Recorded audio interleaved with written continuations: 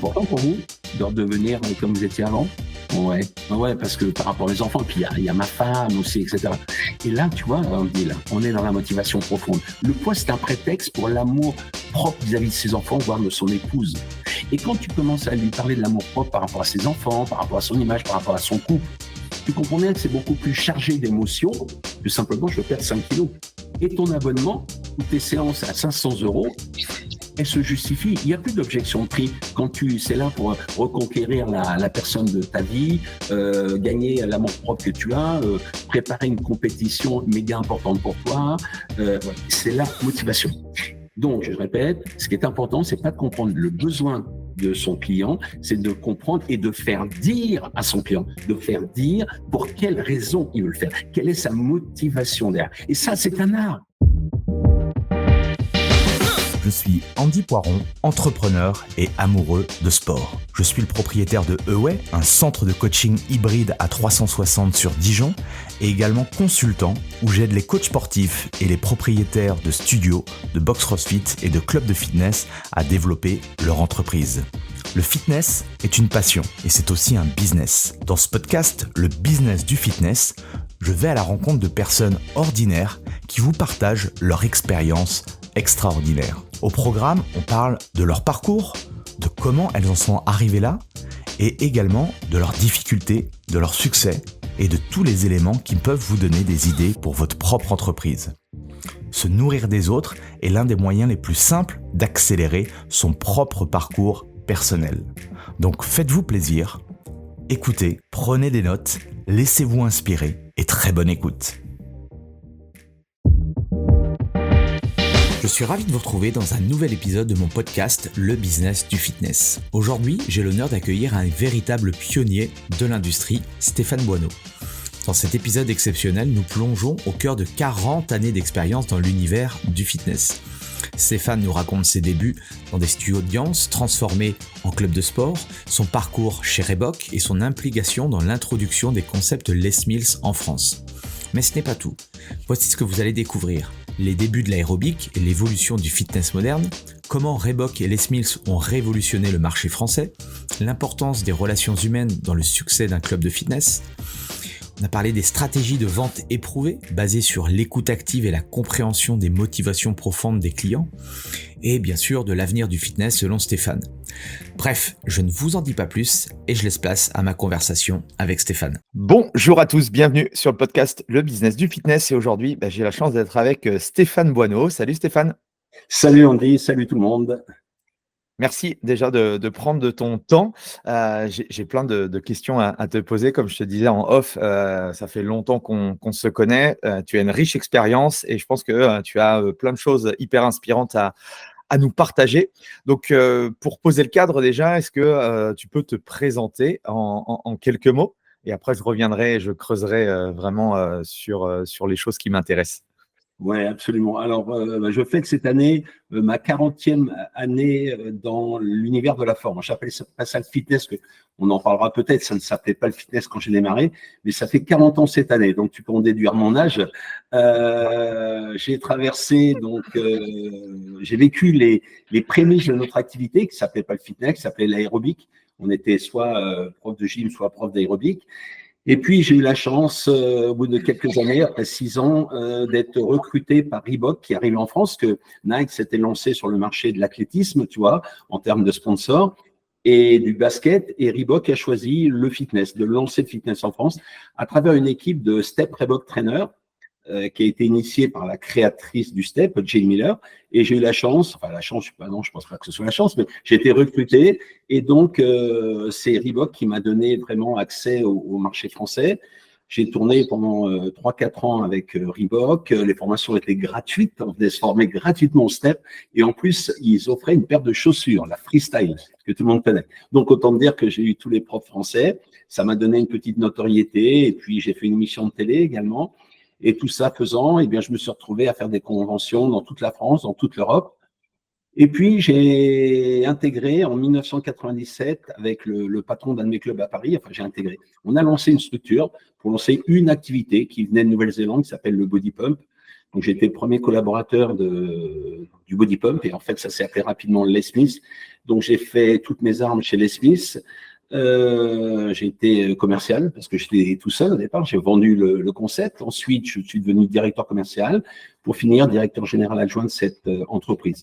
Entre-temps, j'avais eu la chance de gérer quelques clubs en région parisienne, puisque je suis d'origine parisienne, donc notamment des gros clubs sur la région de Cergy-Pontoise et de Versailles. Voilà. Donc j'ai été prof, j'ai été directeur de club, j'ai été directeur commercial et directeur général d'une grosse structure de formation. Donc j'ai eu un peu connaissance de tous les pans de notre activité. Ok. Donc pour les plus jeunes, là, si ça donnait quoi le fitness aérobique il y a 40 ans? Alors, ça donnait quoi? Ça donnait une population essentiellement féminine. Il n'y avait que des femmes. On est né dans des salles de danse. En fait, l'aérobic arrive dans les années 80 à travers Jane Fonda, qui lance ça en France. C'est repris par deux filles que les gens connaissent peut-être. Si je dis Véronique et Davina, ça parle peut-être de moins en moins, mais c'est YouTube. Les gens se souviendront. Et en fait, pour lancer un cours d'aérobic, il n'y avait pas de club. Donc, on est arrivé dans les studios de danse. Donc, les premiers cours que j'ai faits étaient dans des studios de danse avec du parquet bien vitrifié pour faire des pirouettes en danse, avec des miroirs, avec des barres en mur. Et puis, comme ça a marché, eh bien, on a retiré un autre cours de danse, moderne jazz souvent, pour le remplacer par un cours d'aérobic. Et puis, 3 mois après, on en mettait un autre. Ce qui fait qu'en 2-3 ans, ces studios de danse sont devenus des studios d'aérobic et la danse ne représenta plus qu'une petite parcelle de 3-4 heures par semaine. Voilà. Donc, on a investi ces studios de danse. C'était essentiellement féminin, il n'y avait que des femmes, et puis les clubs ont commencé à se monter, donc on a mis une partie musculation, on a commencé par la musculation, cardio n'était pas encore présent, voilà, donc il y avait une petite parcelle de musculation, de la fonte, purement et simplement de la fonte, et des femmes qui levaient les genoux et qui criaient à fond, c'était un truc pas du tout codifié, c'était du grand n'importe quoi, c'était hyper fun. Il n'y avait aucune recherche biomécanique, physiologique. C'était vraiment, tu vois, on évacuait des tensions. C'était branché. Il faut savoir que les clubs, par exemple, j'ai commencé dans la région versaillaise, il y avait un club dans les Yvelines qui était à Versailles et c'était donc assez, je veux dire, sélectif. Voilà, donc c'était assez branchouille, une population CSP moyenne plus, tu vois. Le prix était le même qu'aujourd'hui. Si on fait en euros constants, on va dire que le prix de l'abonnement il y a 40 ans était le même qu'aujourd'hui. C'est là où il y a un problème, du coup. C'est là où il y a un problème. On a monté le niveau de prestation, on n'a pas augmenté les prix. Donc, je peux comprendre qu'à un moment, il y a un point d'achoppement. Et voilà. Donc, c'était vraiment fun, c'était pas codifié. Tous les profs venaient de la danse. J'étais le seul qui venait d'une autre activité, parce que à la base, je suis footballeur. Je suis arrivé par un accident, j'ai eu une blessure. On m'a demandé d'aller dans un club faire du renforcement musculaire pour mon genou. Et de là, j'ai vu qu'il y avait du bruit, je me suis rapproché. J'ai vu que ça sautait dans tous les sens, que ça criait. Ça m'a plu et finalement, je suis resté là-dedans.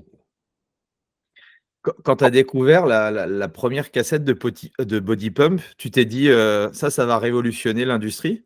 Ah non, mais il n'y avait pas de cassette de Body Pump. On a fait venir, parce que mon directeur de l'époque, Christophe Andanson, était très copain avec le patron de Les Smith, qui s'appelle Philippe Miss. Et c'est Steve Renata qui t'a fait découvrir ça? Steve Renata qui est venu, voilà, avec sa compagne de l'époque, sont venus à Paris. Et le deal, c'était d'essayer le cours. Donc, on a essayé le cours avec Christophe. Et on a essayé le cours. Et si le cours nous plaisait, on pouvait le distribuer. On devenait des master agents. Et le cours a été vraiment super. Steve Renata a été extraordinaire. Et puis, donc, voilà, ça s'est passé comme ça. Et les cassettes, il n'y en avait pas encore, tu vois. Il n'y avait pas de ligne, ça n'existe pas, tu vois. C'était juste un script écrit sur une machine à écrire. Tu vois, il n'y avait pas les ordis, c'était encore machine à écrire, agrafer comme ça à la main. Excellent, excellent. Alors nous, on s'est connus quand j'ai commencé du coup à rentrer chez Les Mills et découvrir un petit peu l'univers Les Mills. Qu'est-ce que toi tu retiens de toutes ces années en termes d'enseignement par rapport à ce qui s'est passé? Parce que moi j'ai démarré aux alentours des années 2000. J'ai vu justement de 2000 à 2024 l'évolution positive de tout ça. Voilà, si tu devais justement packager tout ça, toute cette expérience, qu'est-ce que tu en retiens, toi? Moi, j'ai eu la chance de connaître une start-up on était deux, tu vois. On est parti de zéro avec rien du tout. Mon bureau, il était dans un local à outils. Tu vois, on a percé un mur pour mettre un fil de téléphone parce qu'il n'y avait pas de portable. Et j'ai travaillé dans la pièce pour le mec qui réparait les machines. Tu vois ce que je veux dire, les conditions de travail. Donc, il y avait tout à construire. Et pour donner une petite anecdote, à cette époque-là, en 97, j'étais encore assez connu dans le freestyle et je faisais des conventions. Et pour la première fois, je me retrouve sur le salon du fitness, tu vois, avec Christophe, et on n'avait pas les moyens de se payer un stand. Alors, bah, je fais ce que certains font, je vais dans les allées, et puis, tu vois, à la One Again, j'interpelle les gens, tiens, en fait, je lance un nouveau concept de cours, etc. Et les gens me disaient, ah ouais, c'est quoi, Steph? Raconte-moi. Ben, écoute, c'est un cours pré-chorégraphié. Ça veut dire quoi? Donc là, j'expliquais. Et à la fin, le gars me disait, mais et tu me donnes combien pour faire ton cours dans mon club, le faire connaître? Je dis, non, non, t'as pas compris, c'est l'inverse. C'est toi qui vas nous payer. Et le gars me disait, mais t'es un grand malade, Stéphane. J'ai des profs diplômés, ils sont capables de faire leurs cours. Voilà, on s'est battu contre des montagnes au départ, tu vois. Donc, moi, j'ai connu cette période-là qui était compliquée, mais qui était hyper stimulante. Et puis, toute la première partie aussi, les 15 premières années, où c'est novateur. Les cours pré-chorégraphiés sont quelque chose de nouveau. On est dans un océan bleu, tu vois, on brise les codes, on assimile ça au théâtre, l'auteur, le metteur en scène, l'acteur, on reproduit la même chose, c'est nouveau. Chaque 2 ans, on lance un nouveau concept, le pump et le RPM, le body attack, le body balance, et blablabla. Et à chaque fois, il y a une nouveauté. C'est hyper fun, c'est en mouvement, c'est une entreprise, tu vois, qui grossit à chaque fois. On se staffe, on change de bureau, on descend dans le sud de la France, Aix-en-Provence, belle ville où je suis toujours actuellement. C'est une période. C'est quand que vous avez senti, est-ce qu'il y a un moment clé où vous vous êtes dit, ouais, là c'est vraiment, c'est le jackpot, quoi. Vous avez senti, enfin, il y a eu un moment où c'est arrivé progressivement. Je pense pas, non, non. Quand tu es dedans, je pense pas que tu dis c'est le jackpot. Tu regardes, tu dis c'est le jackpot quand tu analyses avec du recul, tu regardes, tu vois les gens et tu dis, ah, je le connaissais il y a 5 ans, regarde aujourd'hui, toi, dans quelle voiture il roule, combien il a d'employés, etc. Quand tu es dedans, tu vois pas ça du tout. Tu es dans une lessiveuse, tu vois, tu es dans le mouvement, c'est toi qui crée le mouvement. On prenait notre voiture à l'époque, une Kangoo, je traversais la France pour aller à Montbéliard, faire une trimestrielle à 20 personnes. J'emmenais les kits de pommes dans ma voiture, le Kangoo il touchait par terre, parce que 20 kits de pommes dans un Kangoo, la caisse elle touche par terre, tu prends un ralentisseur, la voiture est morte. C'était de l'artisanat. Et je pense que ce qui a fait le succès de cette méthode, c'était et la méthode, et la relation qu'on a su établir avec les managers de club, la relation de confiance. C'est-à-dire qu'on a été très présents. La volonté de la direction de l'époque, c'était d'être vraiment à la fois des vendeurs, il faut l'assumer, mais à la fois des collègues, à la fois des consultants qui connaissaient le métier, qui étaient à même d'apporter de la valeur ajoutée au-delà du concept. C'est-à-dire que j'arrivais dans un club, on pouvait me parler d'un planning, on pouvait me parler de la gamme de prix, des formules d'abonnement, j'étais capable de l'aider. Et je pense qu'on s'est fait connaître aussi comme des spécialistes du métier et non pas comme des vendeurs de body pump ou de cours pré-chorégraphiés, tu vois. Ouais, des partenaires business, quoi. On était vraiment des partenaires business. Et donc, dans ce sens, si tu veux, la réputation se fait. Et il n'y a pas un moment clé, un moment charnière où tu dis, en 3 mois, ça y est, on a fait plus 30%. Non, ça a été hyper fluide à mes yeux, tu vois, hyper régulier et en pente douce, ascendante tout le temps, quoi. Il y a des régions qui ont été plus faciles que d'autres? Il y a des régions qui sont plus dures que d'autres. Ouais, ok. Ouais, il y a peut-être des régions. Par exemple, moi, j'avais l'Est de la France, c'est pas une région facile, l'Est. Les Alsaciens, par exemple, sont des gens qui s'ouvrent pas facilement, tu vois. Et pour donner un exemple, puisqu'on est là pour échanger des expériences de vie, tu vois, ma plus belle victoire, je l'ai obtenue après 5 ans de prospection. 5 ans. C'est-à-dire qu'un jour, j'ai décroché, j'ai appelé quelqu'un, je lui ai dit bonjour, je m'appelle Stéphane Moineau, je suis là pour vous vendre de body pump. Bip, bip, bip. Je lui ai dit, ah, il y a un problème, on m'a raccroché au nez. J'ai attendu un mois, j'ai rappelé, bonjour, je crois qu'on a été coupé la fois précédente, je vous rappelle, Stéphane Moineau, non merci, j'ai besoin de rien. On m'a raccroché. 6 mois après, j'ai rappelé, bonjour Stéphane Moineau, est-ce que vous pourriez m'accorder un petit peu de temps pour évoquer, non mais vraiment, je vous ai dit que j'avais besoin de rien. Ok, ça a duré 5 ans. Au bout de 5 ans, on a accepté que je vienne rendre visite au club et à l'issue de ce rendez-vous, j'ai signé des contrats, j'ai vendu des programmes. C'était pas cher, c'était pas beaucoup de programmes. Mais tu ne peux pas savoir le bonheur que c'est pour un commercial à force de persévérance, je crois que c'est ce qui a fait aussi la différence, à force de persévérance, d'arriver à convaincre des gens qui, au départ, ne voient aucun intérêt, voire même un peu de mépris pour toi, parce que quand tu raccroches à quelqu'un, un peu du mépris que tu lui envoies quand même. Eh bien, malgré ça, tu le signes et à la fin, c'est une jouissance intérieure incroyable qui n'est même pas surpassée à un accord que tu signes avec un groupe sur 50 clubs, tu vois. Ça, c'est juste du business. Il n'y a pas l'émotion derrière. Et c'est un métier d'émotion. Moi, j'étais dans les cours, donc dans l'émotion, et je suis maintenant spécialisé dans la vente et je suis toujours dans l'émotion. Et sans l'émotion, il ne se passe rien. Bon, ça, c'est une règle, tu me dis si je me trompe, mais qui est fondamentale en vente, il faut pas s'arrêter au premier refus, sinon, tu vendras pratiquement jamais et ce côté, c'est vrai que c'est difficile, ce côté de prendre des portes, mais si on garde notre listing et puis on garde notre ligne de conduite et toujours, en fait, je pars du principe que, si j'ai un service ou un produit de valeur, qui irait parfaitement à la personne, qui est en face de moi où je sais que je pourrais lui changer sa vie ou son business ou quoi que ce soit. Voilà, c'est mon devoir effectivement comme tu dis, de le recontacter tous les 6 mois, même si forcément c'est au démarrage, moi j'ai eu beaucoup de mal par rapport à ça, où voilà, se prendre des refus comme ça, c'est assez violent. Tu comprends pas pourquoi au début, mais voilà, au fur et à mesure, tu comprends. Et puis, comme tu dis, la résilience, la persévérance fait qu'à un moment donné, eh bien, tout le travail commence à payer, quoi. Oui, moi j'ai une devise. Ma devise, et je la partage à mes équipes quand je suis responsable d'une équipe, c'est on achète à quelqu'un qu'on aime bien. Je parle de ce principe.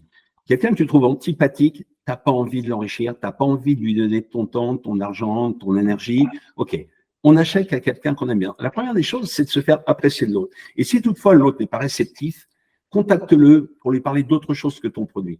Tu vends du coaching, reste en contact et parle-lui de, je ne sais pas, de son chien, de la chasse, de la moto s'il en fait, de sa construction s'il a fait un agrandissement, peu importe. Parce qu'à un moment, cette personne va se dire « Ah, il s'intéresse vraiment à moi », tu vois. Et je vais te donner une petite astuce, peut-être à certains, bon, c'est pas révolutionnaire, mais quand j'avais l'équipe de l'entreprise dont on parlait précédemment, je leur disais, voilà, à chaque fois que vous allez contacter quelqu'un, eh bien, sur votre CRM, je voudrais que vous marquiez 3 caractéristiques liées à cette personne. OK? Par exemple, tu décroches, tu l'appelles pour avoir un rendez-vous et tu entends un chien aboyer, tu vois. Ah, j'entends un chien derrière. Ah ouais, c'est mon petit Jack Russell. OK, tu marques Jack Russell. Et puis, pendant la conversation, il te dit que sa femme vient d'accoucher. Ah, c'est quoi un petit garçon? Tu marques petit garçon. D'accord? Et comment il s'appelle ce petit garçon? Il s'appelle Wilfried. OK. Tu notes ça. Chien, Jack Russell, bébé né au mois de juin et Wilfried. D'accord? La fois d'après, tu fais la même chose. Tu vois, tu dis, le mec, il a la fin d'un agrandissement de 250 mètres, il a mis du cross-training à l'intérieur et il a acheté que du hamstring. D'accord? Et ça, eh bien, la conseil que je donne, c'est servez-vous de tout ce que vous avez appris sur cette personne pour créer du lien encore plus réel, plus vrai, tu vois. Donc la personne, il faut que ça soit bien fait, bien sûr, il faut vraiment que tu y crois. Tu appelais, tu dis, ça va, c'est des fans de telle société. Alors, comment va Wilfried? Depuis la dernière fois, il a grandi, il pèse combien maintenant? Ça lui fait quoi, 6 mois? Ouais, vous en souvenez? Oui, bien sûr. Ah, c'est votre Jack Russell que j'entends derrière, tu vois. Et alors, l'agrandissement, ça marche, les gens sont réguliers au cross-training, contents de la marque à un seul pas. Tu peux pas savoir l'impact que ça a sur les gens en disant, mais le mec, il m'entend vraiment, quoi, tu vois, parce que la vente, c'est l'art de l'écoute. C'est vraiment l'art de l'écoute. C'est pas l'art de la vente, V-A-N-T-E, je sais pas si tu te souviens, la vente, mais de la vente V-E-N-T, c'est-à-dire l'art de l'écoute. Et quand tu sais conserver en tête, alors tu peux avoir des penses bêtes, hein, nous on avait un CRM, tu vois, après tu te souviens des gens, tu vois, mais tu te sers de ça pour renouer du contact, quand bien même il n'est pas intéressé par tes packs d'entraînement ou tes formules, ton coaching. Si au bout de 3-4 contacts, tu lui prouves que vraiment tu as retenu, qu'il t'intéresse et que tu t'intéresses à lui, je te promets qu'il va avoir l'oreille un tout petit peu plus attentive la fois d'après quand tu vas lui parler de nouveau de ta solution d'entraînement. Excellent, excellent. Oui, c'est des choses qui, des fois, on n'y pense pas et il faut que ça devienne automatique de connaître réellement les personnes. Et même si effectivement, cette personne ne devient pas, cliente plus tard, au moins on aura fait le job et comme tu dis, les gens pour qu'ils achètent, il faut qu'ils aient confiance, voilà, en ton service, en ton produit, mais aussi en toi-même, quoi. Donc, c'est sûr que c'est important. Et hem et du coup, par rapport à ce que tu partageais sur les programmes Les Mills, comment toi, tu as vu l'évolution? Parce que quand tu as démarré, il n'y avait pas trop de franchises ou très peu de franchises. Aujourd'hui, on est passé, alors je ne sais pas le ratio exact, mais voilà, il y a une grande majorité de franchisés aujourd'hui. C'est quoi ta vision des choses par rapport à ça?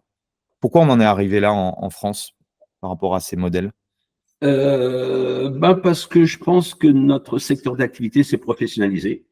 Quand j'étais petit, on achetait notre beurre à l'épicier qui passait dans le village. Tu vois, c'est comme ça. Et aujourd'hui, on va dans l'hypermarché.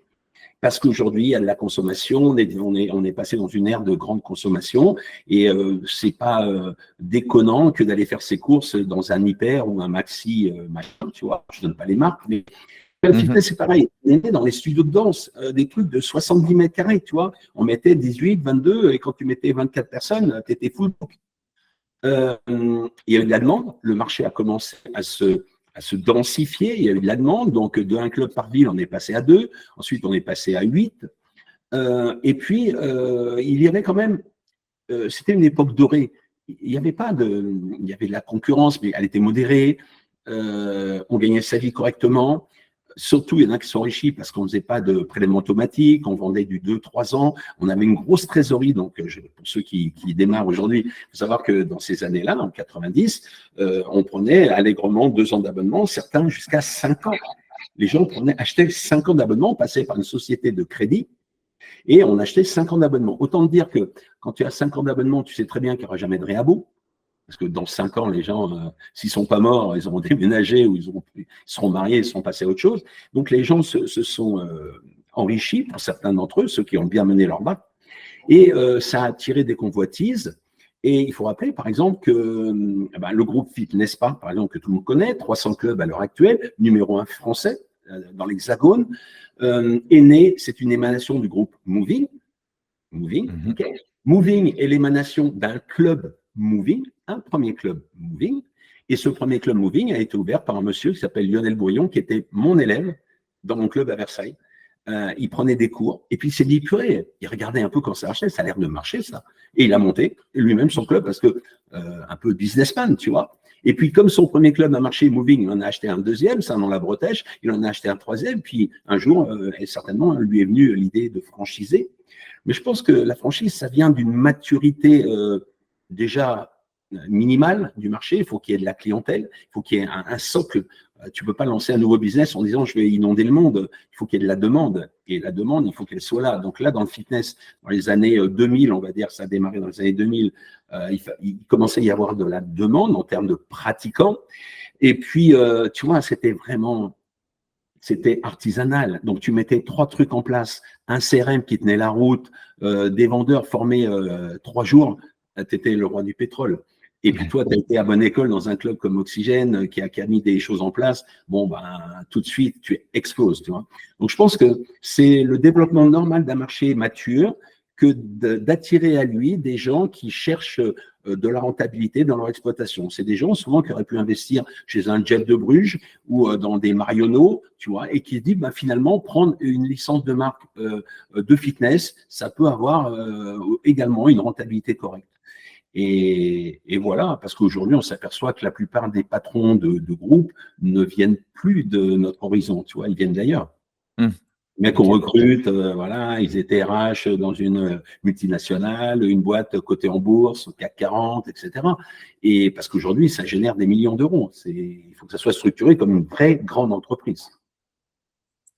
Et donc aujourd'hui, je suppose, avec ta riche expérience et ton bagage, commercial, je crois que tu accompagnes, des équipes ou des structures. Tu vas nous expliquer un petit peu ce que tu fais, aujourd'hui. Hem, c'est quoi ta vision aujourd'hui à instant T du fitness? Comment tu vois la chose après l'événement qui s'est passé là, qu'on a appelé la covid? Est-ce qu'il y a eu pour toi une réelle transformation? Qu'est-ce que ça a changé, au niveau commercial? Est-ce que ça a aussi changé des choses? J'aimerais bien voir ton point de vue là-dessus. Alors, bon, parler de ma vie, c'est pas très intéressant. Parler de ce que je peux tirer comme conclusion, ça peut être peut-être plus intéressant à partager. Plus ça va, plus je prends de la bouteille, plus mes cheveux deviennent blancs, plus je pense que les basiques sont à la base de tout. Et le basique, je suis formateur commercial, je démarre mes formations, enfin, je caricature, mais presque, en apprenant à dire bonjour. Pourquoi? Parce que aujourd'hui, on voit très bien qu'il y a des boîtes comme McDo, comme Basic Fit, qui arrivent à vendre des abonnements avec des bornes à l'entrée. On retire l'humain parce que derrière, il n'y a pas d'émotion à transmettre. Le produit à l'intérieur est connu, il est basique, tu vois. Si tu fais l'effort de recruter, de payer des ressources humaines, il faut qu'il y ait un plus. Ce plus, ce sont les émotions qui vont être véhiculées. Les émotions, c'est d'abord du savoir-être et du savoir-faire également. Mais c'est plus facile. Alors, il y a cette fameuse phrase que je reprends.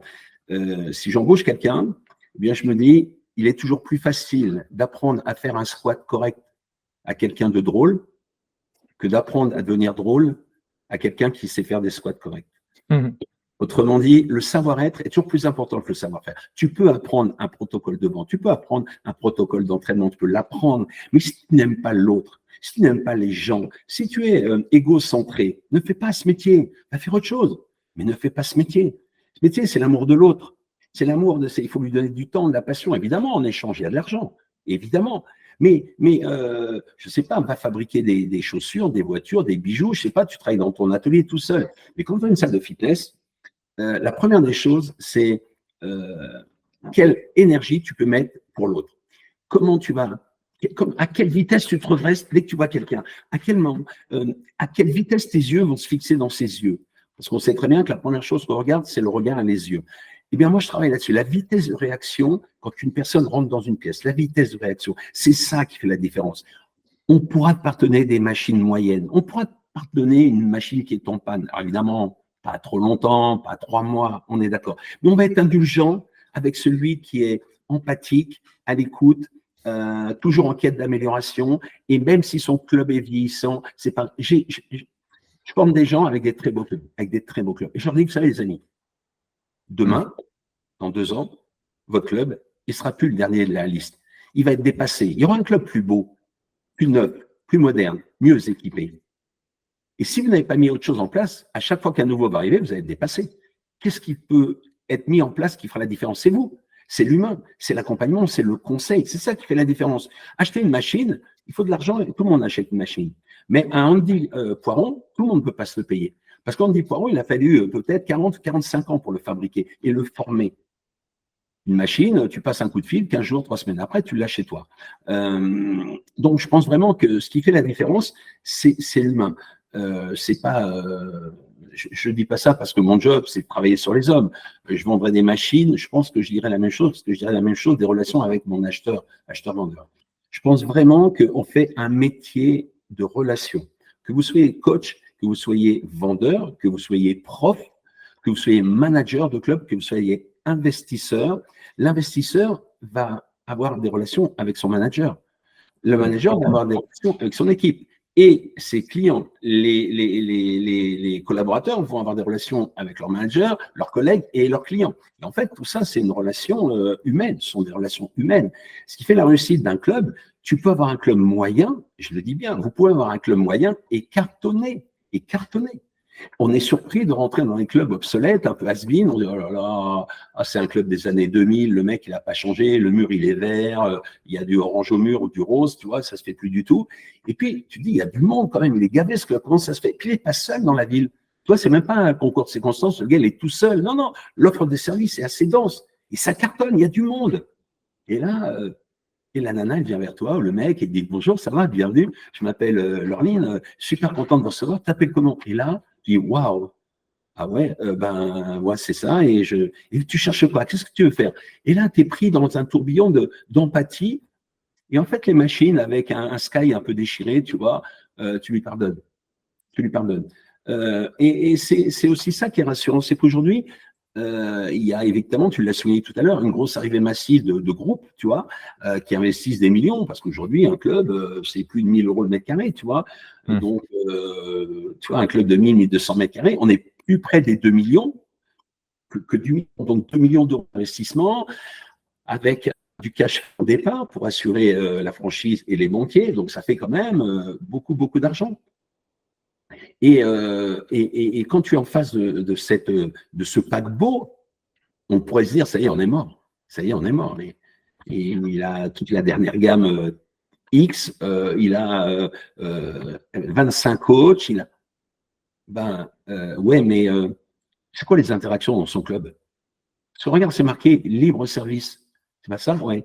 Mais ça veut dire quoi? Quand tu regardes, souvent, c'est vraiment du libre service. Tu rentres, tu te sers, tu sors. Il n'y a pas d'interaction. Et je crois on s'est retrouvés il y a quelques jours dans le même congrès et on a parlé des interactions. Plus tu avais d'interaction avec la personne quand elle s'entraînait, et l'intervenant avait dit qu'à partir de 4 interactions, eh bien, tu augmentes de 80% la chance de voir ton client revenir.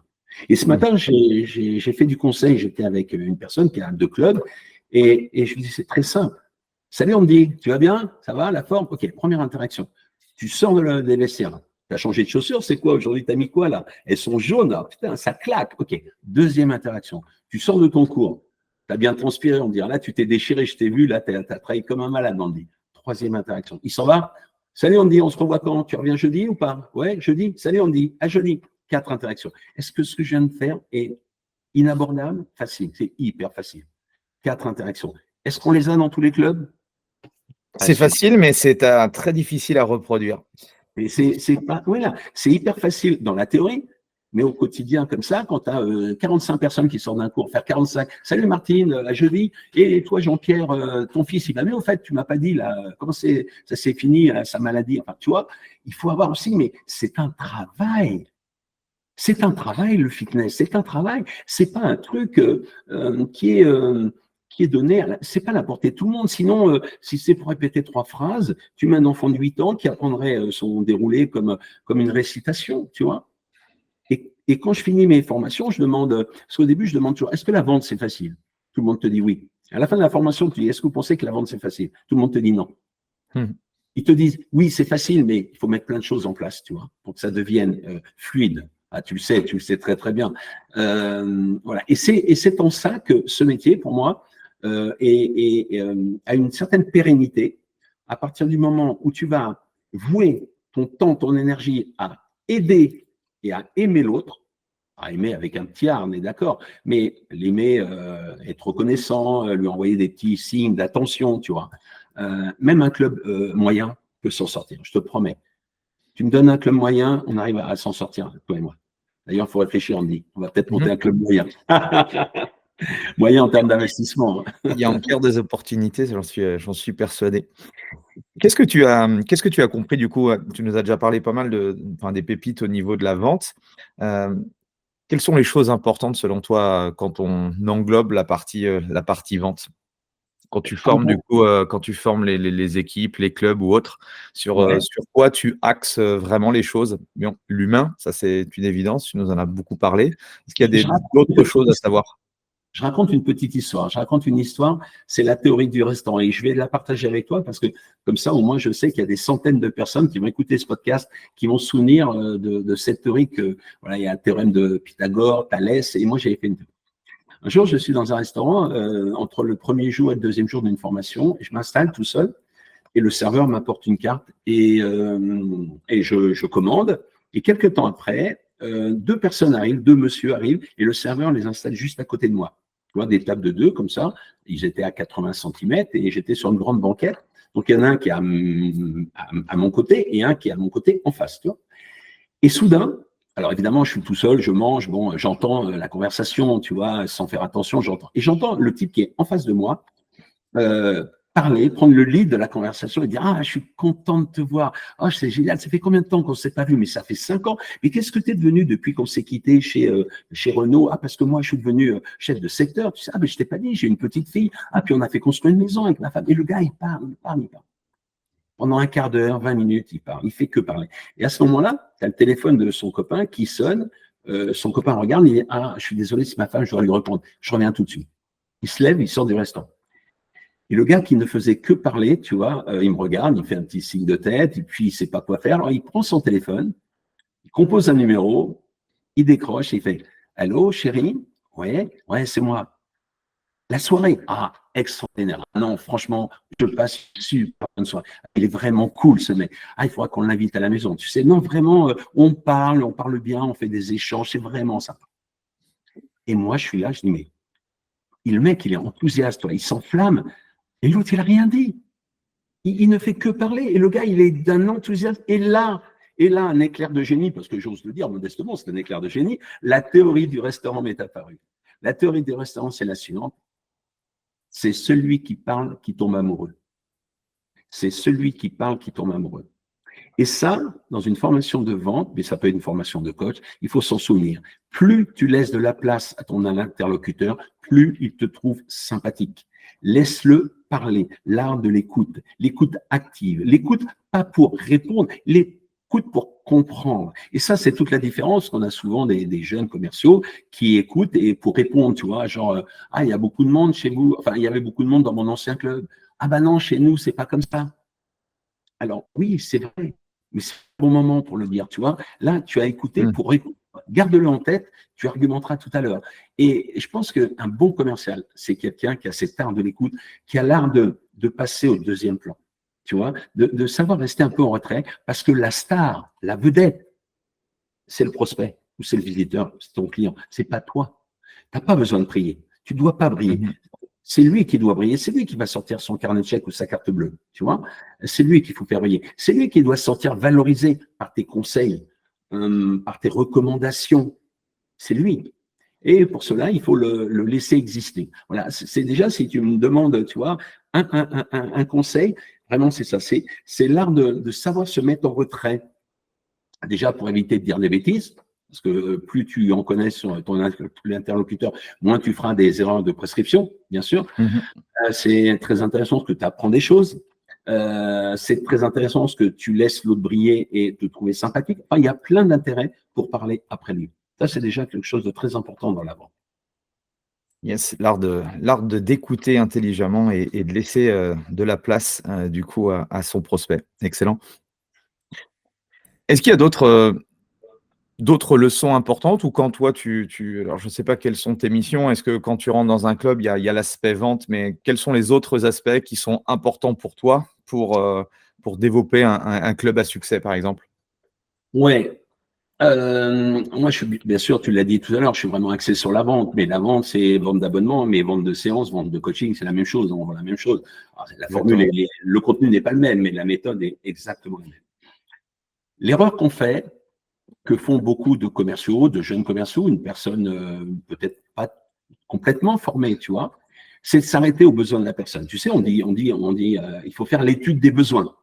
Donc, on fait l'étude des besoins. Alors, les commerciaux sont souvent bien, même les coachs sont bien. Alors, qu'est-ce que vous recherchez en venant voir? Et la personne te dit, j'aimerais perdre du poids. Alors, c'est un peu informé, tu dis, ouais, qu'est-ce que ça représente pour vous en kilos ou en taille? Si c'est une femme, tu vois, ben, 2 tailles de pantalon, j'aimerais bien, d'accord, ok. Et on dit, ouais, 2 tailles de pantalon, vous êtes donné combien de temps? 4 mois, 6 mois? Ben, écoutez, je trouve que c'est très cohérent, on va réussir. Et là, tu vois, je vais donner une phrase type, c'est bonjour, qu'est-ce que vous recherchez en nous voir? J'aimerais me remettre en forme. Ah, très bien, je vois. Moi, je m'arrête, je dis, mais tu vois quoi? Qu'est-ce que tu vois? Vas-y, explique. Mais tu vois rien, ça ne veut rien dire, me remettre en forme. Regarde, mon frère, il a fait les championnats du monde de triathlon, il s'est blessé à l'aine, il va se rééduquer, et il va venir te voir, il dit, je voudrais me remettre en forme.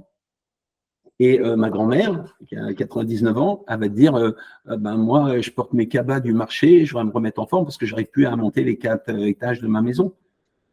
Et tous les deux vont dire la même chose. Tu vois, quelqu'un qui veut maigrir. Moi, j'ai eu l'exemple, je donne souvent l'exemple d'une mannequin, un top mannequin modèle, qui est venue me voir en me disant je veux maigrir. La fille, elle faisait 48 kilos. Et en fait, c'était Claudia Schiffer et elle faisait un shooting à New York. Et son coach habituel, évidemment, elle a un coach, il était en vacances et elle avait un gros contrat, un gros shooting à New York. Et si elle faisait pas, je dis n'importe quoi, 50 kilos, je sais plus, hein, peut-être 52, 54, mais si elle faisait pas ce poids, Elle ne pouvait pas faire le shooting, donc il devait rembourser les studios, les photographes, prendre un autre mannequin, et elle avait une indemnité de compensation énorme. Donc, il fallait qu'elle fasse ce poids. Elle me dit, je veux perdre du poids. OK. Combien? 2 kilos. 2 kilos. Et à côté de ça, j'entraînais mon directeur qui avait fait, que tu connais, qui pesait 130, 135, et lui, son médecin lui avait dit, il faut perdre du poids, je vais vous mettre un anneau gastrique, mais par contre, à 145, je ne peux pas vous opérer, l'anesthésie est trop dangereuse, et lui devait perdre 25 à 30 kilos. Tu demandes aux deux, la mannequin, vous voulez faire quoi? Perdre du poids. Le monsieur, vous voulez faire quoi? Perdre du poids. OK, je vois. Mais si tu ne poses pas de questions, tu ne vois rien du tout. D'accord? Donc, on cherche. Faut faire attention, ouais, il faut qu'on fasse attention à nos idées reçues, à notre propre cadre de perception, quoi, souvent. Bien sûr, et par facilité. Et ce que je dis, c'est que tu vois, c'est l'iceberg. Quand on voit le fameux iceberg, le besoin, c'est la partie émergée. C'est je veux perdre du poids. Et en dessous, c'est la motivation. Et si tu veux vraiment vendre tes séances, ton accompagnement ou ton abonnement, c'est la motivation qui va générer un accord parce que la personne va être touchée. Je m'exprime. Je veux perdre du poids. Ah, bah, c'est parfait. Qu'est-ce que vous entendez par perdre du poids d'abord? Qu'est-ce que ça veut dire? 5 kilos. Très bien. Une raison particulière? Oui, ben, vous savez, cet été à la plage, je me mettais dans mes bains, mes gosses rigolaient. Franchement, ils se sont foutus de moi. C'est pas hyper. Ah ouais, vos enfants vous ont un peu chambré. Ouais, tout à fait, tout à fait. Et pour un papa, ah ben non, c'est vrai que pour un papa, voir ses enfants de 14 ans se moquer de lui parce qu'il commence à avoir un peu de bide, enfin sur le ventre, tu vois. Ah d'accord. C'est important pour vous de redevenir comme vous étiez avant? Ouais, ouais, parce que par rapport aux enfants, et puis il y a ma femme aussi, etc. Et là, tu vois, on dit là, on est dans la motivation profonde. Le poids, c'est un prétexte pour l'amour propre vis-à-vis de ses enfants, voire de son épouse. Et quand tu commences à lui parler de l'amour propre par rapport à ses enfants, par rapport à son image, par rapport à son couple, tu comprends bien que c'est beaucoup plus chargé d'émotions que simplement je veux perdre 5 kilos. Et ton abonnement ou tes séances à 500 €, elle se justifie. Il n'y a plus d'objection de prix quand c'est là pour reconquérir la personne de ta vie, gagner l'amour propre que tu as, préparer une compétition méga importante pour toi. Voilà. C'est la motivation. Donc, je répète, ce qui est important, c'est pas de comprendre le besoin de son client, c'est de comprendre et de faire dire à son client, de faire dire pour quelle raison il veut le faire, quelle est sa motivation derrière. Et ça, c'est un art. Tu as bien compris que c'est un art. Il faut être patient, il faut être intimiste. Par exemple, toi, il y a toute une modulation de la voix. Parce que quand tu demandes à quelqu'un dans la salle, alors, vous venez nous voir pourquoi? Et tu lui dis, c'est important pour vous, tu comprends que vous venez nous voir pourquoi? Ah, qu'est-ce que vous entendez par? D'accord, il y a une raison particulière. Vous êtes donné combien de temps pour arriver à ce résultat? Et entre nous, c'est important. Et là, on est presque dans la confidence, tu vois. Je touche son cœur, je touche ses émotions. Et donc, tu vois, ma voix, elle va baisser d'intensité. C'est tous ces petits calibrages qui est important pour être pertinent, que ce soit pour vendre un abonnement. On ne parle pas de la même façon au début de l'entretien qu'à la fin. Quand on arrive à telle phase, au début de la recherche des besoins, à la qualification de la motivation, tu vois. Et ça, c'est des petits secrets de fabrique, enfin, à la portée de tout le monde, bien sûr, mais c'est une sensibilité. Si toutefois tu ne l'as pas eu, bah, c'est bien d'y être confronté. C'est mon métier, d'apporter ces petits points d'ancrage aux gens qui me Non, font mais c'est là où on voit que la vente, ça ne s'improvise pas. Enfin, moi, quand j'ai commencé à vendre des abonnements de fitness et encore plus des accompagnements de coaching, je me suis rendu compte de mon incompétence et justement, en allant chercher les informations, en me formant beaucoup, je me suis dit: «Ah oui, OK, il y a véritablement» alors, il y a ce côté savoir-être, comme tu dis, où à un moment donné, bah, si tu n'aimes pas l'autre, ça va, voilà, ça va être difficile. Et après, tu as tout un tas de stratégies, de psychologie humaine, voilà, comme tu dis, l'émotionnel est hyper important, mais avant d'avoir les bons mots, la bonne accroche, le timbre de voix suffisant pour amener la personne dans ce côté émotionnel, bah, voilà, ça nécessite des personnes comme toi qui nous forment, qui nous permettent justement de prendre réellement confiance en nous. Parce que pour moi, la vente, je l'ai compris quand plus j'avais confiance en moi et en la capacité plus ça a été facile de vendre. Donc tout ça, voilà, c'est des choses qui sont importantes. Et si aujourd'hui, vous avez des freins, que ce soit en termes d'argent, en termes de vente, etc., pense que c'est important à un moment donné de se former, quoi. Mais tu vois, il y a des choses très simples. Il y a des choses très simples qui nous viennent des neurosciences. Les neurosciences sont des sciences donc qui ont étudié donc le fonctionnement du cerveau et qu'on applique au neuromarketing, donc à la communication qui s'inspire de ça. On s'est aperçu que le cerveau, surtout notre cerveau reptilien, hein, le cerveau le plus ancien, qui a plus de 500 millions d'années, en fait, c'est lui qui commande 90% de nos attitudes, nos réflexes. Et ce cerveau, il est là depuis la préhistoire et depuis pour savoir s'il y a un danger ou pas. Et il y a une particularité, c'est que ce cerveau reptilien, il se met en éveil dans les premières secondes d'une situation nouvelle. J'arrive dans un endroit que je ne connais pas, je suis vachement attentif, tu vois. Je rencontre quelqu'un que je ne connais pas, je suis un peu sur la réserve. Et une fois il sait qu'il est en situation non risquée, il va se détendre, il va se relâcher. Et à la fin d'une situation, il va se remettre de nouveau en éveil quand il va y avoir une cassure. Par exemple, quand tu sors de quelque part, d'un établissement, de chez un ami, d'une situation, d'un rendez-vous quelconque. Et donc, il y a deux phases importantes dans un entretien, le tout début, la toute fin.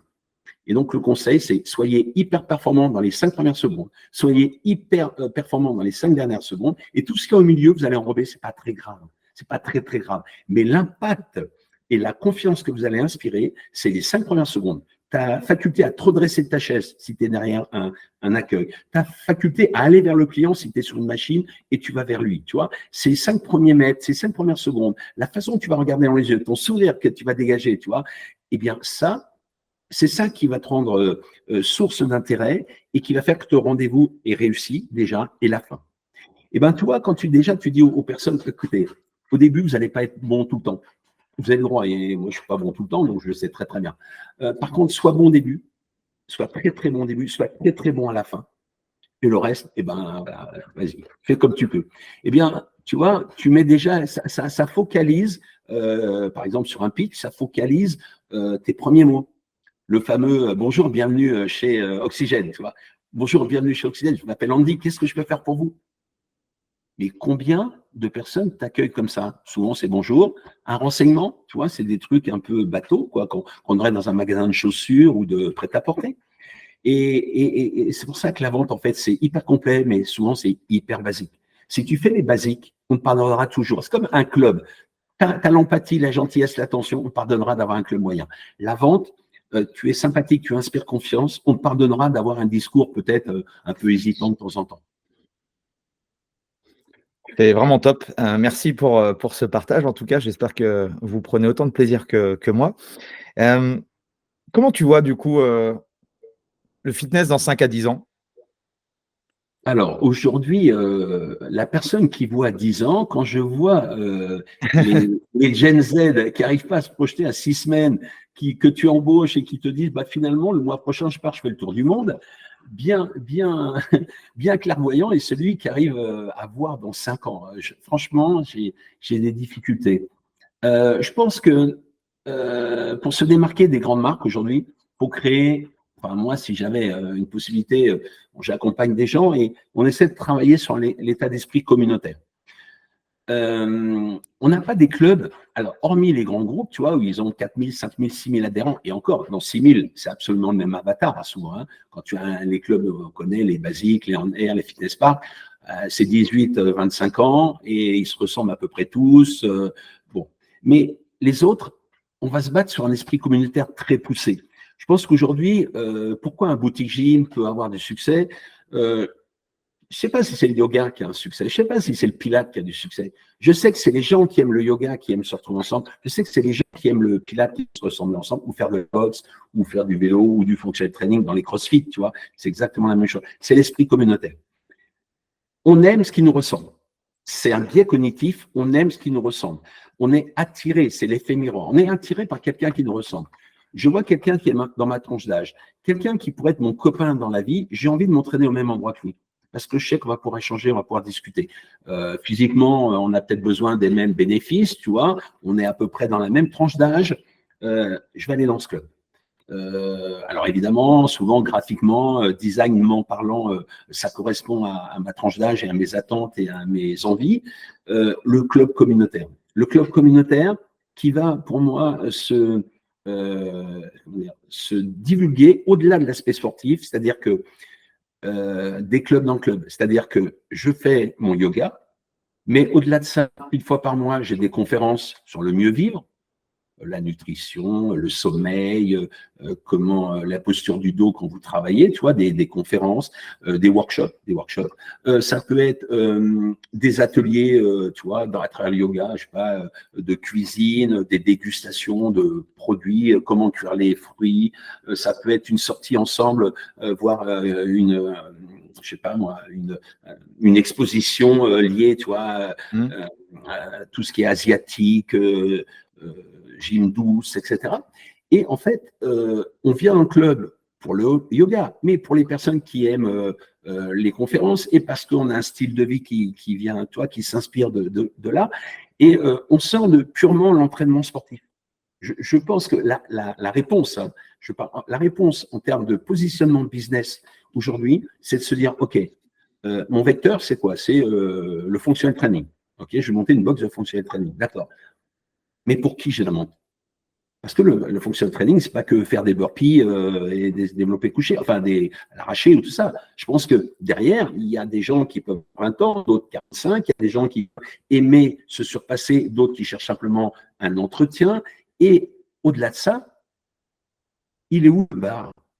Il est où est-ce que je bois mon smoothie? Il est où le fauteuil pour m'asseoir, discuter avec mes potes? Il est où le canapé où je vais venir un soir, j'ai pas envie de m'entraîner, mais je vais venir dans cette salle parce que je me sens super bien dans cette salle. C'est ça qu'il faut faire. C'est moins cher. Ça coûte rien d'avoir un canapé, des bouquins, faire venir je sais pas, un spécialiste de l'entraînement, de l'haltérophilie. Il va être très content de venir. Ça coûte rien. Par contre, je sais que les autres clubs ne peuvent pas le faire. Ils peuvent pas le faire, c'est du self-service et ça rentre pas dans leur modèle économique. S'il faut intervenir des gens comme ça, ils explosent leur masse salariale ou la masse liée aux événements. Alors que moi, je suis né comme ça. Je suis né pour faire vivre des expériences communautaires. Voilà, donc si tu me dis à 5 ans, je ne sais pas, mais en tout cas, je pense que le club communautaire où on se regroupe entre gens qui ont des passions communes, au-delà du sport, je répète, au-delà de faire du vélo, du fonctionnel ou de la boxe ou du yoga, je pense que c'est une voie qui peut être intéressante à développer. On va créer un véritable écosystème en fonction du positionnement que tu as et des profils de personnes que tu as envie d'avoir dans ta structure, quoi. En fait, tu as ton club de sport, tu as ton café et ton club de foot. Tu vois, en fait, ton club de sport pour venir faire le yoga, ton petit café, là où tu vas boire ton crème le matin, parce que c'est un endroit où on va s'asseoir, on va discuter, sans forcément parler de sport avec mes potes à la fin d'un cours, à la fin d'un entraînement, tu vois. Et mon club de foot, parce que, tu sais, on plaisante des mêmes choses que dans un foot, basket, tu vois, le Sportco, l'endroit de Sportco, où à la fin, on boit une bière tous ensemble, ou squash, tu vois. Regarde, le squash, ou le paddle, l'explosion, ça, ces clubs, ils font plus de chiffre d'affaires avec les bières qu'avec la location de paddle. Ils font plus de chiffres avec les à côté, les produits dérivés, presque. C'est incroyable, tu vois. Et je pense que nous, on est capable de le faire. Est-ce qu'il y a des clubs dans le monde qui t'ont émerveillé? Émerveillé. Où tu t'es dit, waouh, soit de par le design, soit de par l'expérience que tu as pu.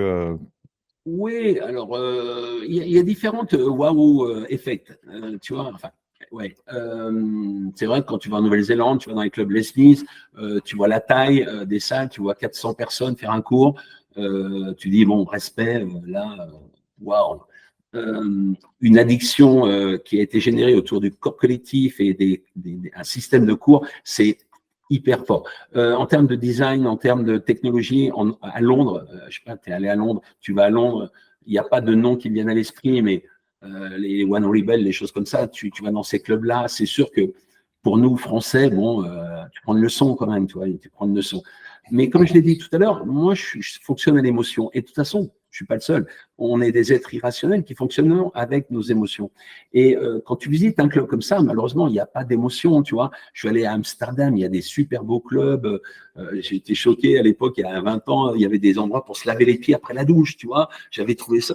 C'est quoi ce petit bac là-bas? Parce que nos clients, ils sortent de la douche comme ça, ils se mettent en costume, et avant de mettre leurs chaussures, ils peuvent se relaver les pieds et tout, tu vois. C'était une réflexion qui était hyper poussée par rapport à la nôtre. Mais ça m'a, j'ai pas regardé en tête, tu vois, 3 marques de clubs, parce que je ne percevais pas la relation interpersonnelle à l'intérieur. Si je ressens pas, je peux pas tomber amoureux d'une marque, tu vois. C'est vrai que tu vas, chez nous, tu vas à Londres, tu vas prendre une grosse leçon, quoi. C'est pas très loin, il y a 2 heures de train et voilà.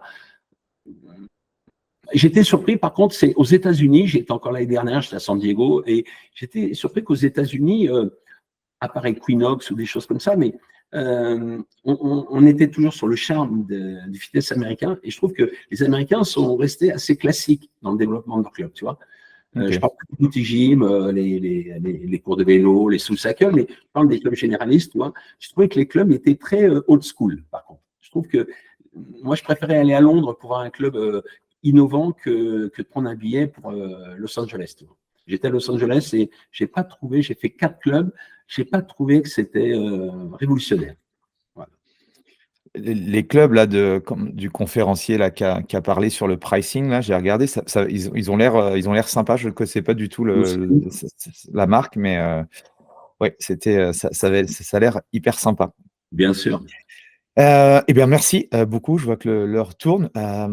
Où est-ce que tu peux te contacter si on a si on a des besoins en vente ou voilà, je sais pas.